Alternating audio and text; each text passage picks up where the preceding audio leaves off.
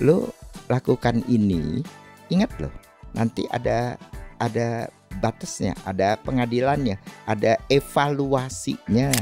Waktu saya muda itu, saya diajak teman-teman minum. Mungkin saya bisa 6 botol bir yang besar loh. Saya bergaul dengan teman-teman yang lain, mulai merokok. Saya ikut merokok. Pada mula-mulanya saya isep rokok. 1 tahun, 2 tahun kemudian rokok isep saya. Saya bisa nggak makan asal ngerokok. Jadi saya melewati masa muda yang tidak bersama dengan Tuhan. Pengalaman kita in the past itu memberi kekuatan kepada kita in the future. Makanya saya bilang kan, kalau masa muda kita udah kenal Tuhan, aduh puji Tuhan, saya tidak ngalamin. Podcast kamu dengarkan inspirasi dari firman Tuhan, dan jadilah saluran berkatnya. Sebuah persembahan dari warung sate kamu untukmu. Halo Sobat Muda, balik lagi kita di podcast kamu. Nah, gimana hari ini nih? Udah saat teduh belum? Apa kabarnya juga nih? Dan podcast kali ini akan menemani kalian selama 30 menit sampai 40 menit ke depan. Nah, ada yang berbeda juga kali ini nih. Mungkin dari tampang-tampangnya kok kayak gak pernah kelihatan nih di warung sate kamu nih. Nah, hostnya kali ini adalah saya akan memperkenalkan diri. Nama saya Patrick Josian Netanyahu Suprianto. Dan saya merupakan mahasiswa yang sedang intern di warung sate kamu. Nanti yang bakal temenin kalian selama 30-40 menit ke depan. Dan kali ini saya akan mengajak teman-teman untuk mendengarkan, untuk sharing, untuk merenungkan tentang tema kita kali ini. Dan tema kita itu adalah kenyang di masa muda dan bijaksana di masa tua. Nah, kalau kenyang tuh kayak kenyang beneran atau kenyangnya dalam istilah ya? Atau bijaksana itu seperti apa ya? Nah, kalau teman-teman bingung, nah di sini kita udah kedatangan narasumber yang sangat keren, yang masih berjiwa muda, yang nanti bakal men-sharingkan apa sih arti-arti dari kenyang di masa muda, bijaksana di masa tua. Dan di sini ada Pak Hendra. Halo Pak Hendra. Halo, selamat bertemu. Siapa? Apa kabar Bapak? Baik, puji Tuhan. Nah, mungkin Bapak bisa memperkenalkan diri dulu ke teman-teman sobat muda di rumah. Nama Bapak siapa? Terus sekarang Bapak lagi berprofesi sebagai apa gitu? Oke, saya sekarang ini nama saya Hendra Mulia. Karena Hendra itu nama pasaran, perlu ditambahin mulianya. Karena agak mulia lah saya sekarang. Puji Tuhan. Saya sekarang pengacara. Penganggur banyak acara. Waduh. Pengangguran banyak acara. Karena saya selesai melayani di saat Ministry Center di Central Park. Saya melayani di sono sampai kemarin pada bulan Juni tahun ini. Jadi saya sekarang sudah Purna Bakti. Bintang berapa Pak? Bintang berapa? Itu Purnawirawan. Oh, Purnawirawan beda ya Pak. Saya bukan perwira. Jadi Purna Bakti saja. Lalu jadi pengacara sekarang. Pengangguran banyak acara. Puji Tuhan. Karena pelayanan masih tetap jalan. Oke. Nah, Pak, tadi kita udah singgung sedikit tentang tema kita kali ini. Mungkin kita akan lebih membahas tentang tema itu. Nah, mungkin untuk memulainya Bapak bisa ceritain gitu dulu. Dulu masa muda Bapak itu seperti apa gitu? Apakah penuh dengan lika-liku atau penuh dengan kayak ya udah flat aja, biasa aja atau datar aja? Masa muda saya sebenarnya melewati masa muda yang suram. Ya, artinya suram itu begini. Saya tentu dibaptis sejak kecil. Tapi meskipun saya merasa sebagai orang Kristen, tapi saya belum Kristen pada saat itu. Ya, saya belum Kristen. Jadi saya baru mengenal Tuhan, baru bertobat itu pada tahun 75. Tahun 75. Wow. Kamu pasti belum lahir. Iya, belum Pak. Saya umur 23 pada waktu itu. Baru kenal Tuhan 23.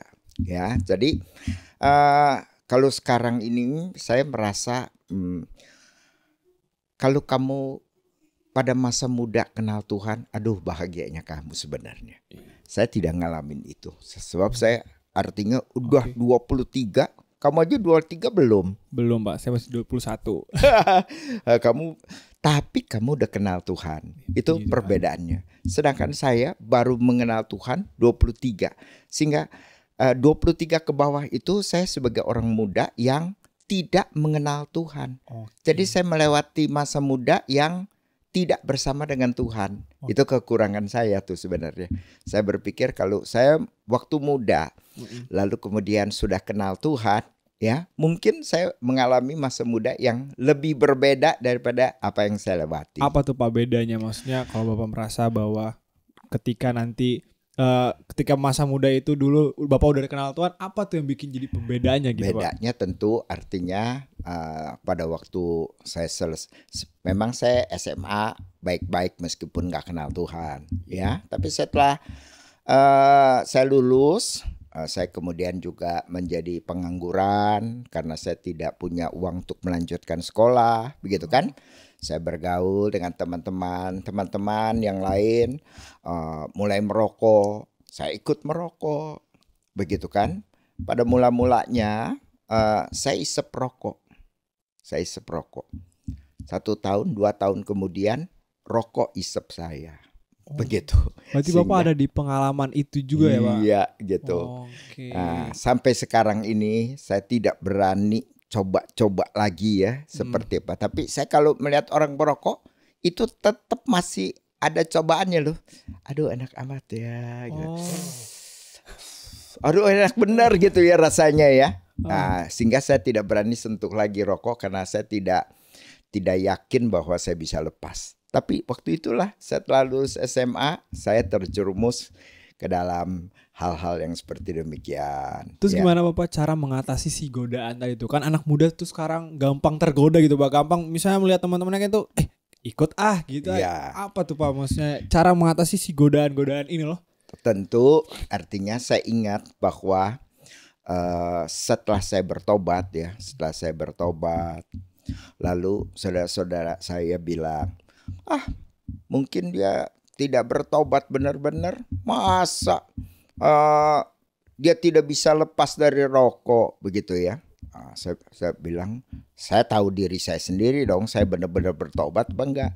Tapi saya sakit hati ya, disebut bahwa saya ini tidak sungguh-sungguh bertobat karena tidak bisa lepas rokok. Tapi saya benar-benar sulit sekali lepas dari rokok. Kenapa, sulit Pak? Sekali. Karena saya bilang kan tadi, rokok yang isap saya sekarang. Jadi kalau tidak merokok itu merupakan sesuatu yang wah gimana gitu ya. Agak lain gitu ya Pak. Saya bisa nggak makan asal ngerokok. Waduh. Begitu ya. Jadi saya apa-apa semuanya saya bisa melakukan hal-hal itu gitu ya, merokok begitu kan.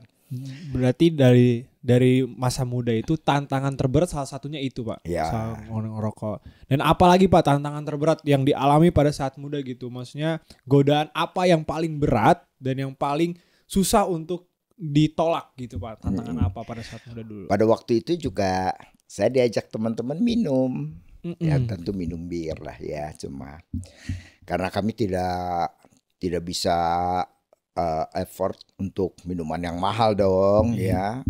Untung saya nggak campur alkohol sama cap tikus. Waduh itu berat banget itu Pak. Begitu.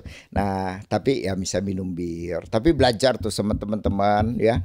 Gimana kita berantem gitu. Bukan berantem. Kita berlomba gitu ya. Siapa duluan jatuh gitu ya. Waduh.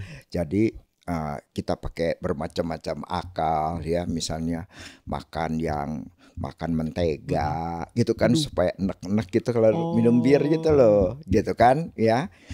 Waktu saya muda itu mungkin saya bisa 6 botol bir yang besar loh gitu. Wow gitu. Itu wow Pak.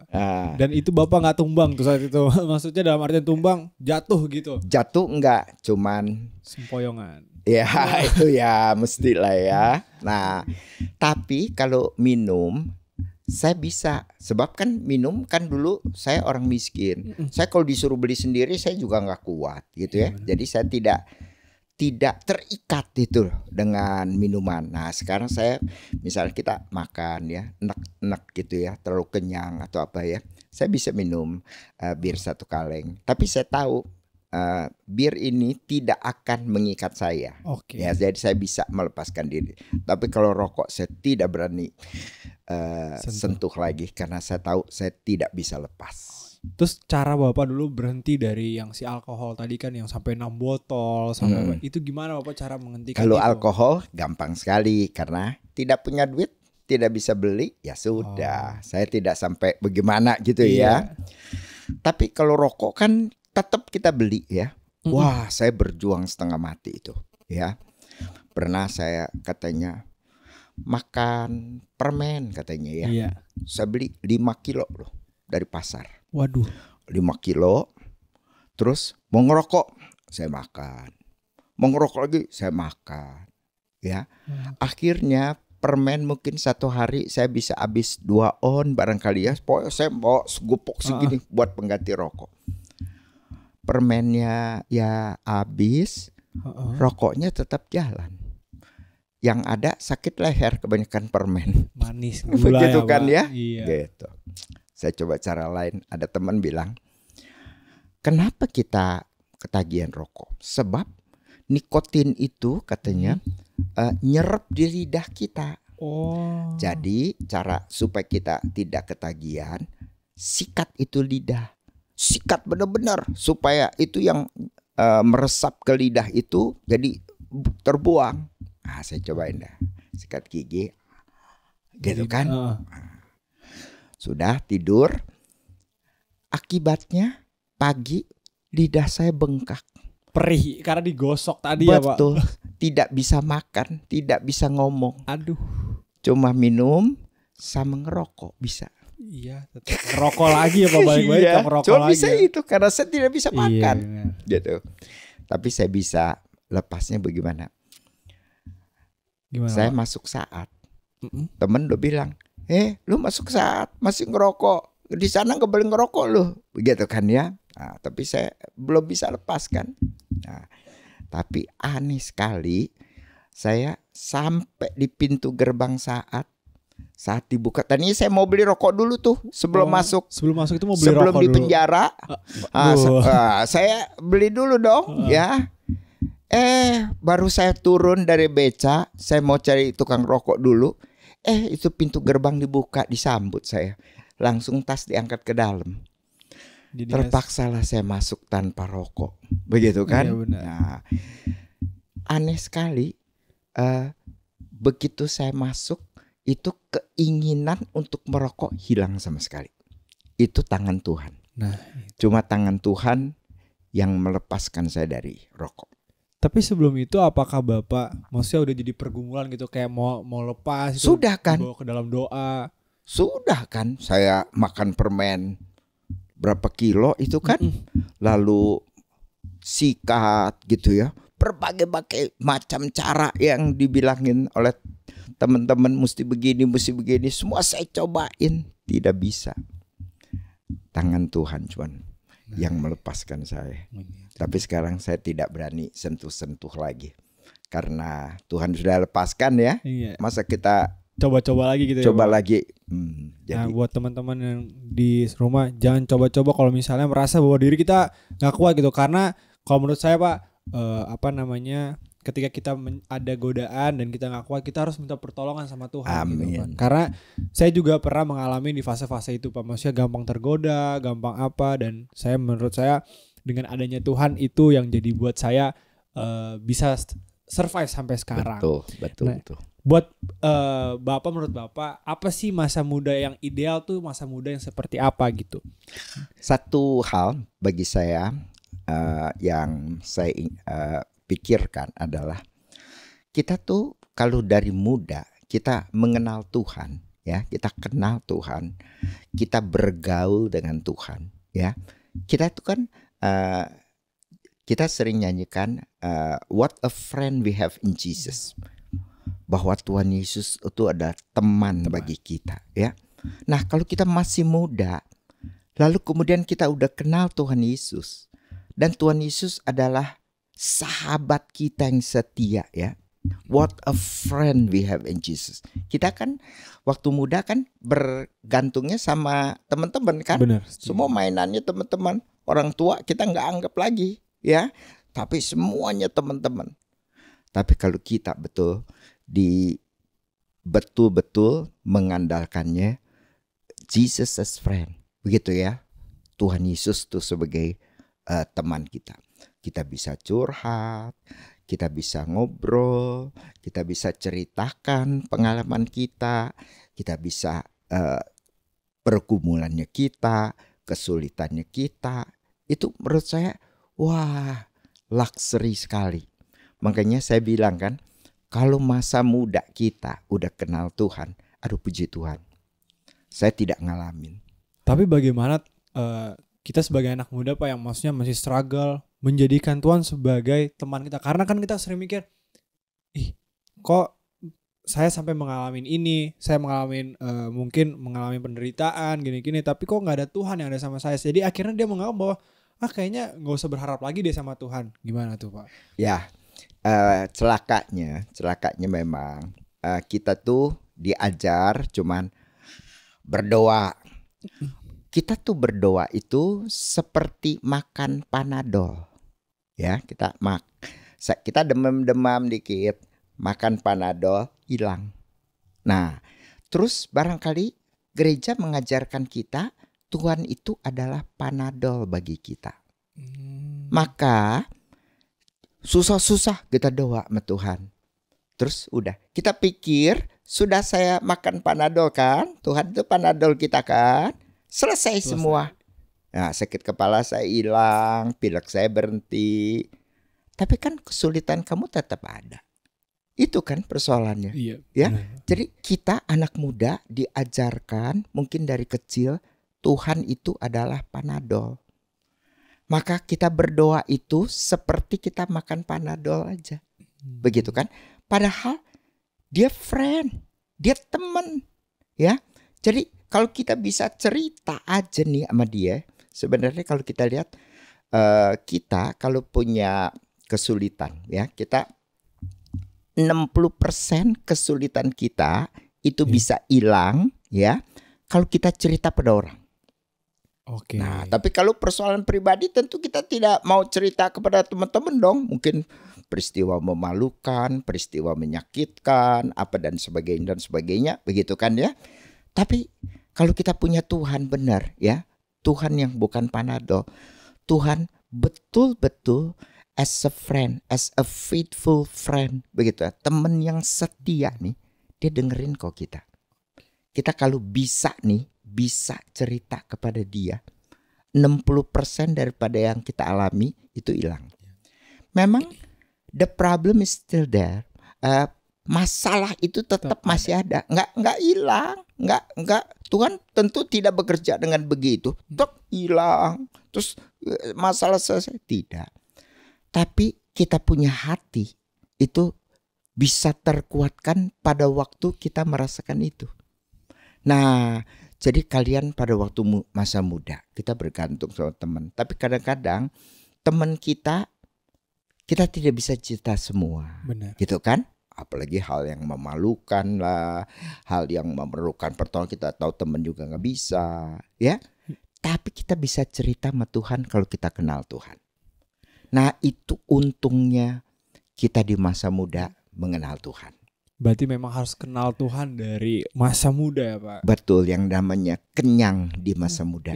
Itu kenyang bermain, bergaul, bercakap-cakap, mengalami Tuhan bersama-sama dengan dia, gitu kan? Benar. Nah, itu semua menjadi memori kita in the past, memory in the past. Segala janjinya Tuhan, kita kenyataan loh, betul loh, itu ternyata benar, gitu kan? Ya, pengalaman kita in the past itu memberi kekuatan kepada kita in the future, kepada masa depan. Sehingga kalian yang masih muda ya, kalau kalian alami sama Tuhan, Tuhan kita tuh benar setia loh. Tuhan tuh bukan Panadol, Tuhan tuh teman, ya, teman benar nih, begitu kan? Kita bisa ini, bisa itu seperti teman kita. Nah, itulah kekenyangan kita. Sampai ke masa tua, semua kita punya pengalaman di masa muda itu. Itulah yang memberikan kita bijaksana. Karena kita punya segudang nih pengalaman. Kalau lagi gini, oh Tuhan begini. Kalau Tuhan dulu begini loh. Tuhan begini gitu ya. Sampai tua kita kenyang loh. Kita betul-betul kita menjadi bijaksana. Karena itu kita alamin dari muda begini. Dan He is faithful. Tua. Sampai kita tua dia tetap seperti itu. Tuhan yang tidak berubah. Yang tetap setia. Tetap sayang sama kita. Begitu kan? Iya benar. Saya ada nih Pak, ada ayat Alkitab yang menurut saya cukup membingungkan buat saya gitu Pak. Ada di Pengkhotbah 11 ayat 9. Saya bacain ya Pak. Bersukarialah hai pemuda dalam kemudaanmu, biarlah hatimu bersuka pada masa mudamu, dan turutilah keinginan hatimu dan pandangan matamu. Tetapi ketahuilah bahwa karena segala hal ini Allah akan membawa engkau ke pengadilan. Nah, menurut Bapak apa sih maksud dari ayat ini gitu? Karena kenapa di sini anak muda tuh seperti diminta untuk bersukaria, tetapi di ujungnya malah diberi ancaman gitu. Ada pengadilan di ujungnya. Gimana tuh Pak? Ya. Bagus sekali ya. Meskipun sebenarnya dikatakan orang muda ya karena kita orang muda paling suka seneng-seneng ya. Udah tua siap-siap nih pengadilannya kan ya. Bener, Pak. Tapi sebenarnya sangat juga berguna peringatan buat orang tua ya. Karena ada orang tua yang bandel kan. Nah, jadi kalau kita lihat itu kalau nggak salah Pengkhotbah pasal 11 ayat 1. Atau ayat 12 Pengkhotbah 12 ya. Diteruskan oleh pengkhotbah ya. Ingatlah akan penciptamu pada masa mudamu. Jadi sejalan dengan apa yang saya katakan tadi sebenarnya adalah ingatlah akan penciptamu ya. Jadi ingatan kita kepada Tuhan pada masa muda itu menjadi satu pegangan bagi kita. Ya, kalau kamu kenal Tuhan, it's okay. Kamu bersuka cita, emangnya ikut Tuhan kita jadi mesti diem, nggak boleh ketawa-ketawa. Ya kita anggap itu ya orang yang saleh itu yang diem. Gitu. Gini, misalnya gitu ya. Iya, benar, saya dulu sebenarnya nggak mau jadi Kristen, saya maunya jadi Buddha karena pendeta itu banyak omong gitu ya. Kalau Buddha, Om Nitohu. Wah, yang saleh itu begitu menurut saya tuh, gitu kan ya? Yang diam, tenang. Diam, gitu, tenang, meditasi, gitu kan ya? Ini itu gimana gitu kan? Tapi ternyata Alkitab ingatlah akan penciptamu pada masa mudamu. Tapi bersukacitalah, ya boleh. Ternyata kita sebagai orang Kristen di dalam Tuhan kita boleh nikmatin apapun, kita boleh bersenang-senang, begitu kan ya? Boleh minum bir nggak? Bingung ya? Oke, langsung aku kasih ayat. Paulus kepada Timotius, jangan minum air aja, minumlah anggur, karena itu baik untuk pencernaanmu. Nah, ada ya. Terus janganlah kamu mabuk karena anggur. Nah, jadi Tuhan Yesus kan waktu perjamuan kudus pakai apa tuh? Pakai jus itu, grape juice. Ya enggak, inilah darahku gitu kan. Pakai apa? Pakai anggur. Mana ada dulu grape juice, begitu kan? Jadi pakai. Boleh nggak minum anggur? Boleh. Tapi Paulus bilang janganlah kamu mabuk karena anggur. Nah, jadi ada hal-hal yang kita diberikan batas nih sebagai anak muda nih, ya. Wah, kita boleh nggak minum? Boleh. Tapi jangan mabuk. Begitu loh, ya. Makanya saya meskipun sekarang, jadi saya tetap berani minum, begitu kan ya. Tapi kalau ngerokok tidak ya, karena merusak tubuhmu kan, gitu. Ya kalau ini justru kalau kita minum bir tuh baik, cuci ginjal, gitu kan, ya. Iya, nah, jadi sukacita kita boleh lakukan segala sesuatu Tapi memang Ada batasan. sebagai anak muda betul, lo lakukan ini, ingat loh, nanti ada batasnya, ada pengadilannya, ada evaluasinya. Nggak sembarangan terus lewat terus udah. Enggak, ada evaluasi nanti. Tapi ya saya seneng perkataannya dari Agustinus. Ya, Agustinus berkata gini. Love your God. Kasihi Tuhan Allahmu. And do whatever you want. Dan kemudian lakukan apa yang kamu mau. Pada waktu kamu mengasihi Tuhan, kamu mengasihi seseorang gitu ya. Kamu pasti tidak akan melakukan sesuatu yang menyakitkan hati dia dong. Benar. Mana berani. Bisa diputusin kamu. Iya. Jomblo seumur hidup. Waduh. Kutukan yang mengerikan kan? Iya benar, Pak. Betul. Nah, jadi kata Agustinus, love your God. Pokoknya lu mengasihi Tuhan. Pada waktu kamu mengasihi Tuhan, kamu tidak akan menyakiti hati dia, tidak akan melanggar dia, tidak akan menyusahkan dia. And do whatever you want. Artinya semua yang kita lakukan, boleh nggak ketawa-ketawa sama teman-teman? Ya boleh. Yang salah itu bukan yang diam-diam aja, tapi pikirannya kotor, Iya. gitu kan? Ya kita boleh apa segala boleh, begitu kan? Do whatever you want, as long as you love your God. Nah, berarti kita dapat kesimpulan bahwa kita tetap harus mencintai Tuhan, tapi kita juga boleh melakukan apapun asalkan kita tetap mencintai Tuhan. Amin. Nah, Pak, nih selain dari pengkhotbah, ada juga Pak ayat yang membingungkan saya gitu di Yohanes 21 ayat 18. Jadi terus juga tentang masa muda yang dimana isinya adalah waktu engkau masih muda, engkau dapat berbuat sesukamu dan pergi kemana engkau suka. Tetapi sesudah tua, engkau akan mengulurkan tanganmu dan orang lain akan menuntun dan membawa engkau ke tempat yang tidak engkau kehendaki. Nah, tadi kan ini ada relevannya juga dengan apa yang Bapak bahas sebelumnya. Nah, apakah di ayat ini kita berbicara soal fisik saja, Pak?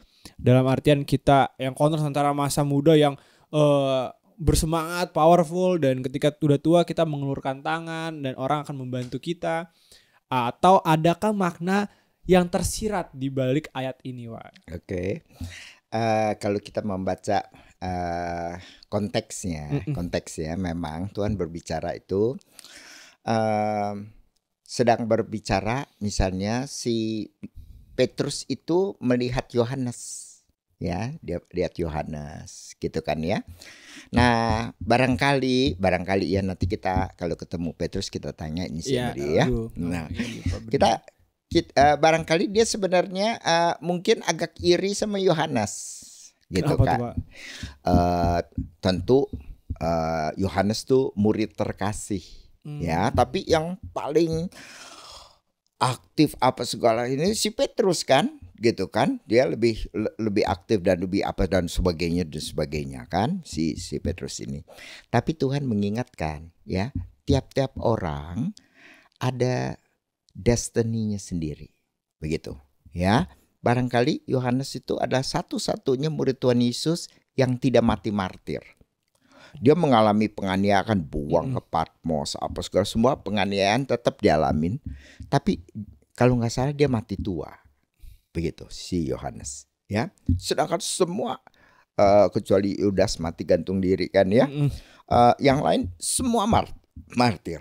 Kita tahu sejarahnya, misalnya Petrus mati disalib, tapi dia minta terbalik gitu kan, karena dia tidak layak, gitu kan.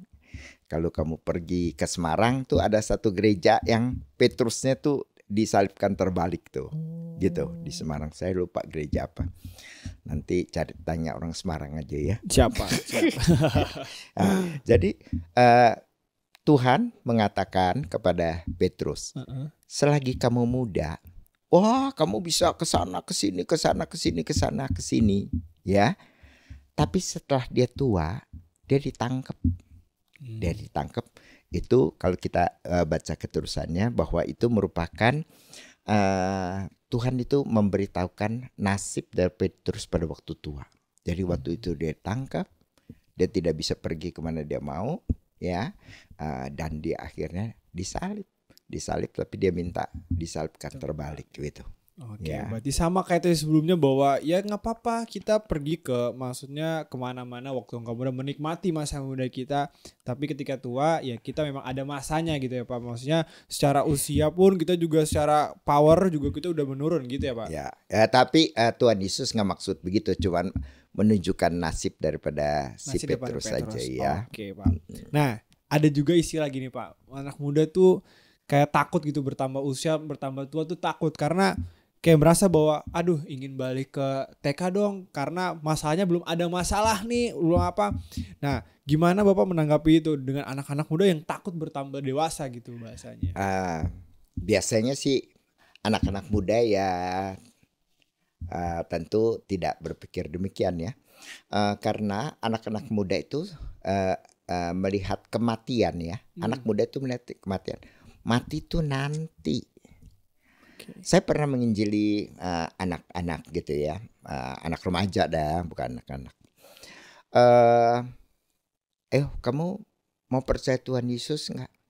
Oh nggak Pak, nanti saya kalau tua aja. Saya kalau tua, sekarang saya masih muda, saya masih mau senang-senang. Kalau saya jadi Kristen, saya itu nanti hidup saya lagi muda mesti ke gereja, mesti apa. Wah, enggak, selagi masih muda saya mau senang-senang. Dia bilang, nanti kalau tua saya baru bertobat. Ya, dia pikir gitu kan, ya. Saya waktu itu gimana ya jawabannya. Saya bilang, lu belum tentu tua lu, gitu kan. Lihat tampang lu kayaknya lu mati muda lu.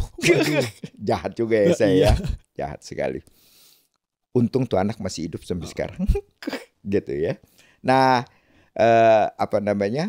jadi kita nanti deh. Kita nggak tahu tuh masa nanti itu seperti apa, betul kan? Ya, kayak apa gitu kan? Dan dia juga tidak pernah mengalami masa muda yang bersama dengan Tuhan. Oke. Iya kan? Enggak kan? Ya. Lu cuma tahu kayaknya seneng begini. Gitu kan? Malah sekarang kita lihat banyak anak muda yang bunuh diri kok. Ya. Mereka sekarang ada yang sekarang itu lebih terkenal ya apa yang disebut mental health. Mental health bener Pak, anak muda itu. Jadi mental health kayak anak muda tuh merasa kayak duh mental saya terganggu nih. Betul. Karena stres, karena apa? Betul sekali. Ya, sampai sekarang jadi banyak disinggung itu mengenai mental health itu loh. Nah, justru karena itu, karena di dalam dunia yang kita lewati dengan jalan begini-begini, ternyata tidak enak, tidak sepikir mereka loh, seperti pikiran mereka. Tapi justru dengan Tuhan, kita bisa itu. Dan itu dia tidak alami. Oke. Nah, dengan demikian mereka kalau kesulitan di masa muda ini, begitu kan? Lalu tentu masa tua adalah masa yang suram. Begitu kan? Tapi kalau waktu muda nih, kita mengalami Tuhan, baiknya begini, setianya begini, janjinya selalu benar begini. Kita berani menghadapi masa tua. Bahkan sebenarnya nih, kita kalau kita mendekati kematian kita, orang Kristen tuh kebanyakan takut. Padahal dilukiskan sama pendeta kalau mau mati ya, nanti tidak ada air mata, tidak ada masalah. Jadi kamu mau bersama dengan Tuhan Yesus. Oh jangan. Padahal udah 70, nggak mau mati-mati. Takut. Jadi kematian itu buat orang tua menjadi sesuatu yang menakutkan meski dia orang Kristen. Meski dia tahu dia masuk ke surga. Meski dia tahu di surga itu enak. Tapi dia gak mau. Kenapa? Dia tidak pernah bergaul dengan Tuhan. Jadi ketemu Tuhan itu ketemu orang asing. Ketemu sesuatu yang asing. Jadi saya tidak berani kembali ke surga. Berarti memang benar bahwa dari anak muda pun, walaupun anak muda, orang tua atau remaja, tetap harus bergaul dengan Tuhan, untuk terus bergaul sama Tuhan. Karena biar gak usah takut, gak usah memikirkan masa depan nanti gitu ya Pak. Maksudnya dalam artian kita menjalani hidup yang sekarang gitu, masa yang sekarang. Yang penting kita tetap bergaul dengan Tuhan. Gitu, Pak. Nah, seiring bertambahnya usia nih Pak, banyak orang tuh mulai merenungkan tentang hidupnya bagaimana sih dan bagaimana sih kita bisa menghidupi masa depan kayak pertanyaan tadi. Tapi bagaimana Pak Hendra bisa memandang bahwa masa depan atau masa-masa tua dan atau dibilang kita masa senja yang sekarang Bapak sedang jalani, dan bagaimana itu bisa menginspirasi anak-anak muda yang lagi nonton ini, Pak? Ya, mungkin kembali kepada pengalaman ya. Pada usia 58 saya mendapat kesempatan untuk belajar lagi ke Amerika. 2 tahun waktu itu ya, 58 loh. Saya sudah jadi pendeta dan sebagainya ya. Tetapi saya baru ada awareness. Saya bukan bilang saya baru bertobat di Amerika udah jadi pendeta ya, tidak. Karena pengalaman pertobatan saya itu jelas sekali ya, artinya sukacitanya Tuhan dan sebagainya ya. Tapi pada waktu saya di 58 saya sempat ke Amerika. Di sana saya ikut retreat memang. Ya, ikut retreat. Tapi retreatnya berbeda dengan kita orang Protestan mengadakan retreat. Biasa kita 50 orang, 100 orang, pembicara 1 atau paling banyak 2.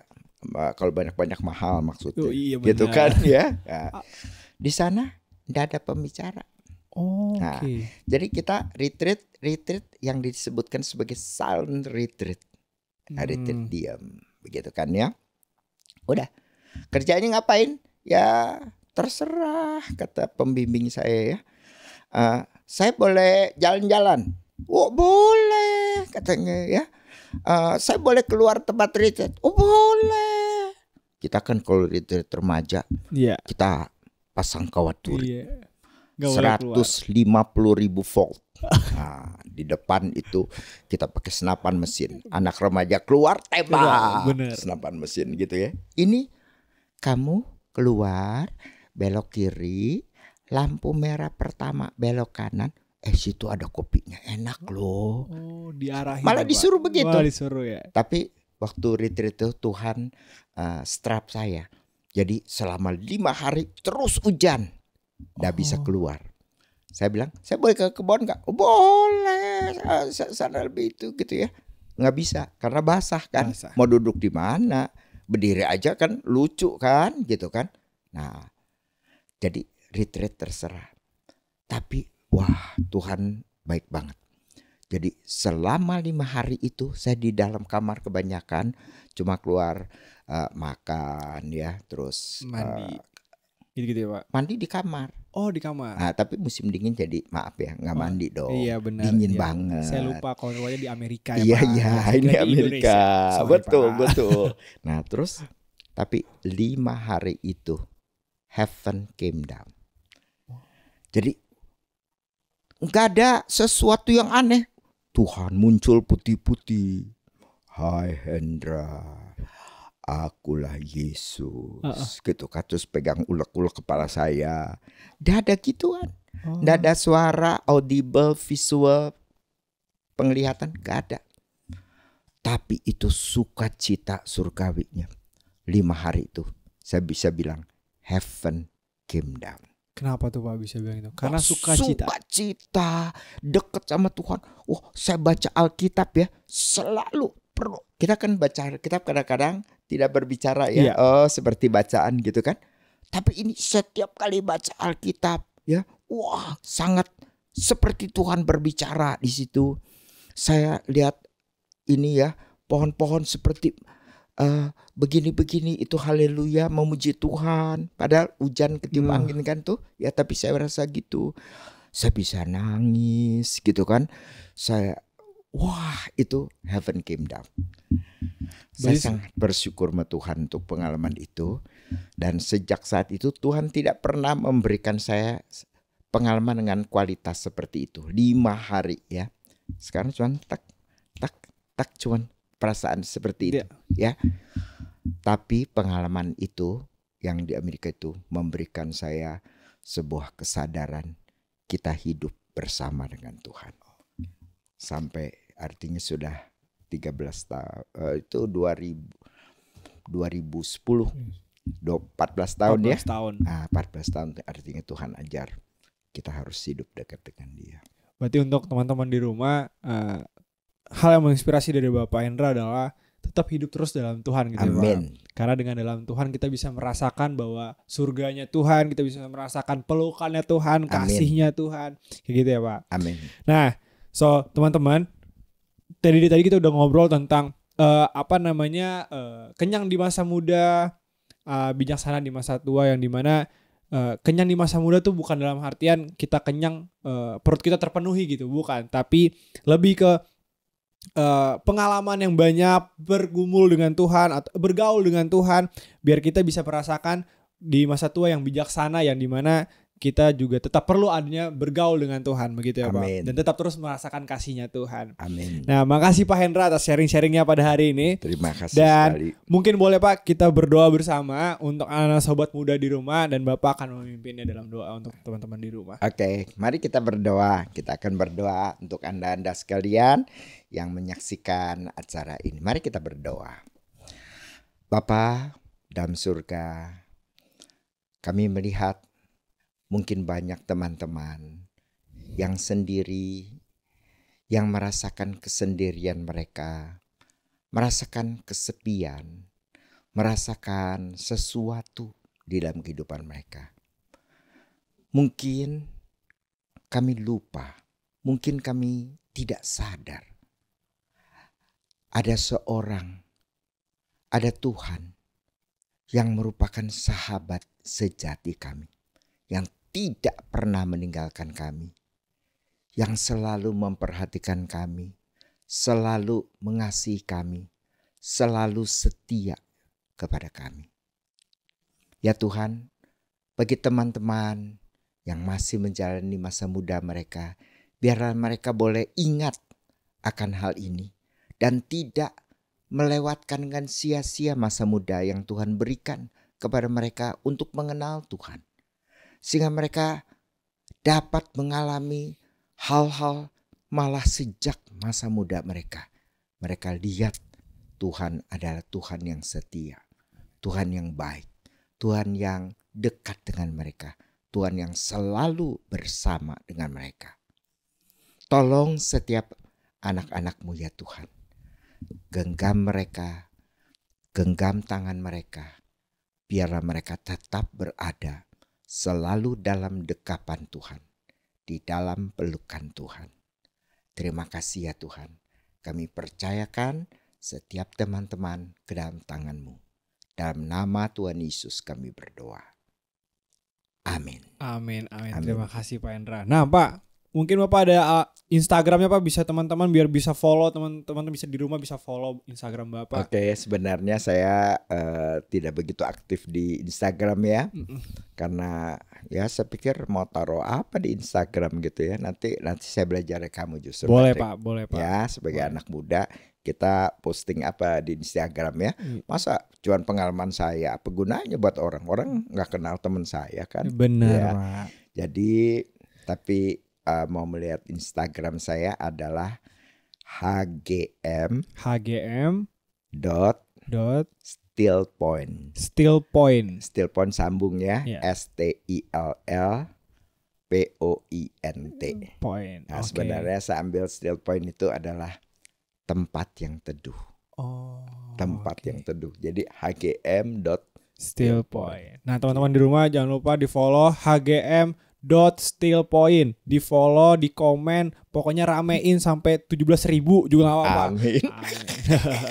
Nah, terima kasih Pak Hendra sekali lagi. Dan teman-teman di rumah, pelayanan Waris Satu Kamu ini didukung oleh teman-teman audiens seperti di rumah. Dan jangan lupa kalau teman-teman mau mendukung bisa scan QR di bawah ini. Dan jangan lupa untuk download app-nya Warung Sate Kamu. Dan jangan lupa follow semua sosial media yang dipunyai oleh Warung Sate Kamu. Dan sampai jumpa lagi teman-teman di episode berikutnya. Dadah. Bye-bye. Bye-bye. Terima kasih telah mendengar podcast kamu. Kami berdoa kiranya podcast ini menolongmu semakin bertumbuh mengenal Tuhan. Jangan lupa juga untuk follow channel podcast ini, karena akan ada konten-konten menarik yang akan kami upload secara reguler. Sampai jumpa lagi. Podcast Kamu, persembahan dari Warung Sate Kamu.